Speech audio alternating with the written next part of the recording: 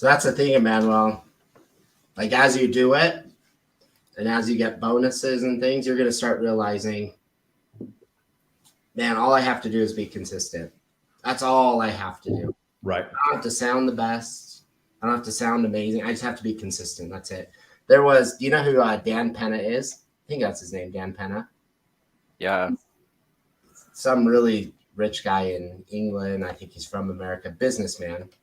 But he said one of his best salesmen that he had, and he said probably one of the richest guys that I ever knew. We pulled up in his limo and he's like, I'm about to show you that life is a numbers game. Dan Penna's like, what are you talking about? So pulls over on the side of the road and says, I'm going to ask every woman that walks by to sleep with me. So he did. Said I got kicked in the groin. I got spit on. I got punched. I got, told to F off. And on woman 17, she says, yeah, I've got time. Do you want my place or do you live close by? Man. Obviously, you didn't do anything, but right. The whole point of that was life is a numbers game. If you go up to 100 people and Emmanuel, if you just called and said, hey, this is Emmanuel. Do you own a home here? Yeah. Will you meet with my agent, Kent? You could do that 100 times. Probably one or two people are going to say, yeah, I will. I agree. I had a real estate coach say, listen, in real estate, everything works. But this is in life. I mean, he was specifically talking about real estate, but this is in life. He said, I swear to you, if you had a donkey and you hung a sign over that donkey's back that says, I sell real estate, would you like to sell your house? If you went and just set that donkey out in front of a grocery store and you stood next to that donkey, enough people will pass by and you will get business from that donkey and the sign. I guarantee it. That's the way it works. If you went to the grocery store and every person you bumped into in the grocery store, you said, oh, hey, I'm sorry to bump into you. My name is Matt. I'm in real estate. And if I can be of help or service to you, please let me know. I'd love to help you. Are you thinking about buying or selling? You get away from me, man. You're a freak show. But someone is going to say yes, and you will get business.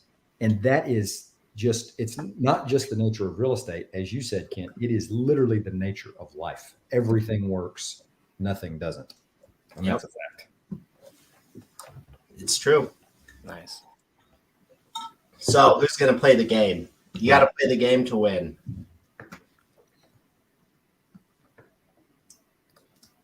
So that's all you're doing, Emmanuel. But using the scripts is what increases those odds from, 1 out of 100 to probably 10 out of 100 or 5 out of 100.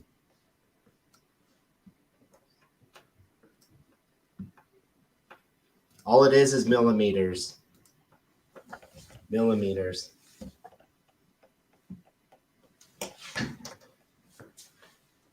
What's funny is you look at people like in the NFL and people in college that don't make it to the NFL, the difference of those guys is marginal. Right. Same thing with top producers in real estate and those that just sell here and there. It's marginal. People that sell, the top producers just talk to more people. That's it. Have you ever come across someone, Kent? I know you have. You're dealing with a real estate agent and you're going, this dude, he's a douchebag. How did he get this listing? You know what I mean? Yeah, all the time. And you're thinking, okay, it must have been his aunt or something like that got him. And then you talk to him a little bit more and you find out he got it from like calling or just being consistent or whatever the case. And you're going, how did this idiot get it? But that happens all the time because I'm going to tell you, I'd rather be consistent than good any day. Because it just hurts your ego. Right. Oh yeah. Yeah. If you go up against someone who's decent, but is consistent day after day after day after day, they'll outsell you every day. They'll do it. Not at first. The first month, you're going to kick their butt, and then your ego is going to take over. And you're going to think I'm better than this dude.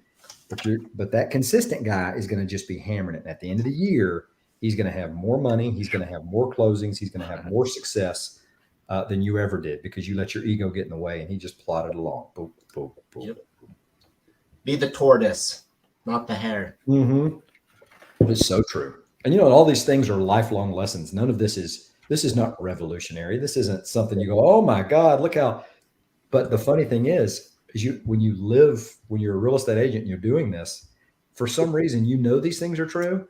But again, the understanding of the truth doesn't happen to you until you're a few years in. And then you go, holy crap. Yep. They were right. Well, that's a beauty That's about beauty about scripts, Emmanuel, and you're going to see that if you're doing it every single day and you're just reading from that script, eventually it's going to click in your head that, when I ask this question, they respond 2 ways. And if I know how to move the conversation along after they respond, I will get an appointment. Yeah. But you have to ask those questions and use the script to know what they're going to say. Have to. So if I could drill anything in your mind, like Matt said, it's going to be awkward because it's not your words and it's not how you would typically sound.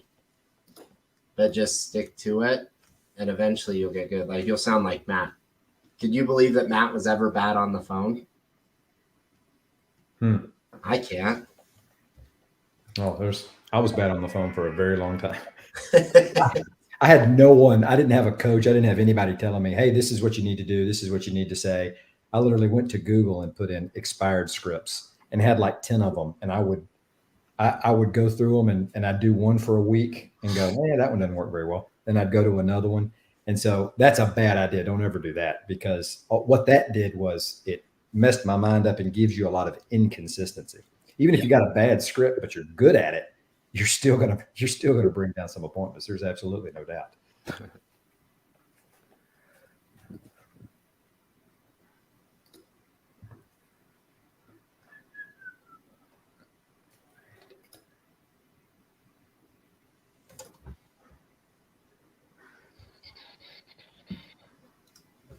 All right. So what's the competition? I'm about to have to hop off. So what's the competition?